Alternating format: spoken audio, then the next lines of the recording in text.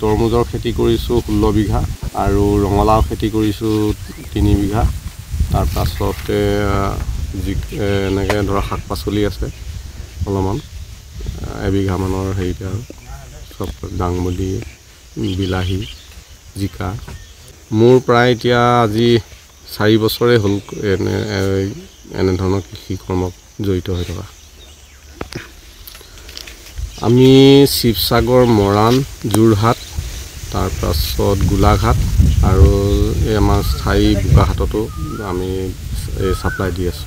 5 ton তেনেকৈ ton হিচাপে দিছোঁ আৰু আপোনাৰ যোৰহাটত দিছোঁ, শিৱসাগৰত 5 টন 10 টন এনেকৈ দি আছোঁ। বৰ্তমান আমি যোৱা বছৰ আমি 1.5 লাখমান টকা লাভ পাইছিলোঁ। এতিয়া আমি কিমান পাম ক'ব নোৱাৰোঁ। আমি তৰমুজৰ খেতি কৰিছোঁ 16 বিঘা আৰু ৰঙালাও খেতি কৰিছোঁ 3 বিঘা। তাৰ পাছতে এনেকৈ ধৰা শাক পাচলি আছে অলপমান 1 বিঘা মানৰ হেৰিতে আৰু চব দাংবডি, বিলাহী, জিকা। মোৰ প্ৰায় এতিয়া আজি 4 বছৰে হ'ল এনেধৰণৰ কৃষি কৰ্মত জড়িত হৈ থকা। আমি শিৱসাগৰ, মৰাণ, যোৰহাট, তাৰপাছত গোলাঘাট আৰু এই আমাৰ স্থায়ী বোকাহাটতো আমি ছাপ্লাই দি আছোঁ। 5 টন তেনেকৈ টন হিচাপে দিছোঁ আৰু আপোনাৰ যোৰহাটত দিছোঁ, শিৱসাগৰত 5 টন 10 টন এনেকৈ দি আছোঁ।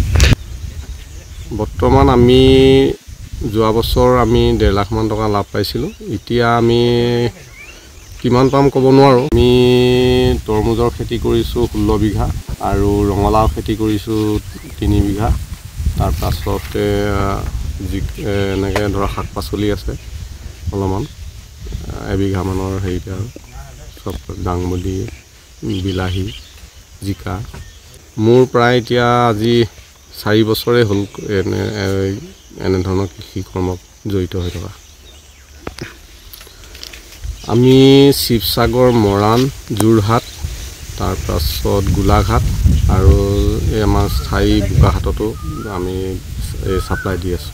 5 টন তেনেকৈ টন হিচাপে দিছোঁ আৰু আপোনাৰ যোৰহাটত দিছোঁ, শিৱসাগৰত 5 টন 10 টন এনেকৈ দি আছোঁ। বৰ্তমান আমি যোৱা বছৰ আমি 1.5 লাখমান টকা লাভ পাইছিলোঁ। এতিয়া আমি কিমান পাম ক'ব নোৱাৰোঁ।